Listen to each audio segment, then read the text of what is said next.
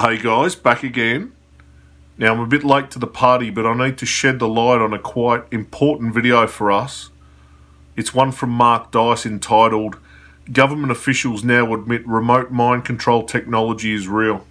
Now Mark has a substantial channel with 1.81 million views and 42,000 people have thumbed this up. So he has spread incredible awareness on behalf of targeted individuals. Now I'm aware that Mark does not like his videos straight up mirrored, so this is a lame way of me highlighting his work yet making it my own. So let's have a look at a few snippets of what he says in his video. Psychological operations, PSYOPs, or as the government likes to call them now, military information support operations, are a very real part of war, and there's an entire division within the Department of Defense dedicated to them. While the U.S. government likes to claim that PSYOPs are only launched against enemies in foreign countries, that couldn't be further from the truth. A lieutenant colonel in the U.S. Army at the time named Michael Aquino, an admitted Satanist by the way, and founder of the Temple of Set, an offshoot of the Church of Satan, wrote a report for the Department of Defense in 1980 titled From PSYOP to Mind War that proposed using psychotronic weapons against the general public in order to alter people's brainwaves, thus altering their mood to coincide with government propaganda that was being broadcast. Aquino wrote, quote, "Infrasound vibration up to 20 hertz can subliminally influence brain activity to align itself to delta, theta, alpha, or beta wave patterns, inclining an audience towards everything from alertness to passivity. Infrasound could be used tactfully, as ELF waves endure for great distances, and it could be used in conjunction with media broadcasts as well," end quote. So basically, Lieutenant Colonel Aquino proposed zapping populations with invisible radio waves in order to make them anxious or lethargic, depending on how the government wanted them to feel at the time, and use this weapon, as he said, in conjunction with media broadcasts. Obviously, they just don't want the general public to freak out by admitting that psychotronic weapons exist.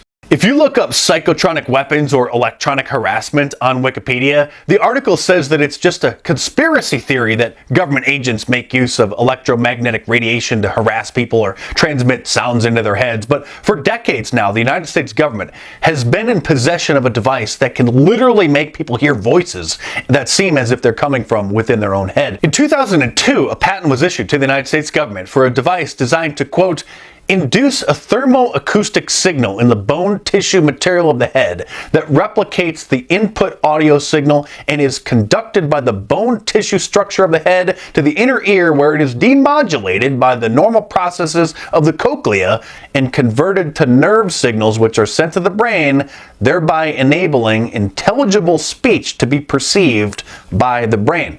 In other words, you can't tell where the sound is coming from, and it appears to originate from within your own head. Another patent filed by the United States government a decade earlier, in 1988, details plans for what is called a microwave voice device, which also beams voices into people's heads. The abstract for this patent reads, quote, "Sound is induced in the head of a person by radiating the head with microwaves in the range of 100 megahertz to 10,000 megahertz that are modulated with a particular wave form." In 2007, the Washington Post ran an article titled Mind Games, which investigated claims of individuals who believed the government was using such devices on them. The beginning of the article makes it seem as if the people are crazy, but then further into the article, it actually outlined some of the technology and the research that the government has been involved in that is able to accomplish such a thing. It points out that in 2002, the Air Force Research Laboratory patented precisely such technology, using microwaves to send words into someone's head. People who are victims of such technology would most likely never mention it to anyone, since hearing voices is the epitome of being crazy.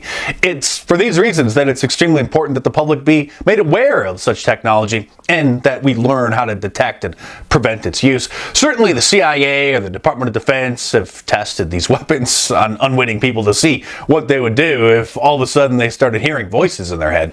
Just like they did with MK-Ultra mind control experiments in the 1950s and 60s, when the CIA dosed people with LSD and then monitored them to see what happened. And surely, like the test subjects of MKUltra, most of the test subjects of psychotronic weapons keep such things to themselves and didn't even tell their closest friends or loved ones out of fear that they would be seen as completely insane for hearing voices. So there you go, Mark Dice, a man with some giant plums that's doing the right thing and fighting for the little guy. He has a giant channel. He didn't need to make this video, but he chose to go down the revenue unfriendly route and do the right thing. I'm personally buoyed by this video. It's a real shot in the arm, and hopefully you feel that too. And that's where it's at. It's about the sharing of information, flooding the internet, telling everyone you can until this thing boils to the top and we expose this horrific program. So much love to Mark. You have done an incredible service to this community. And I'll leave a link to the original video below. Anyway, much love, guys, and take care. Bye.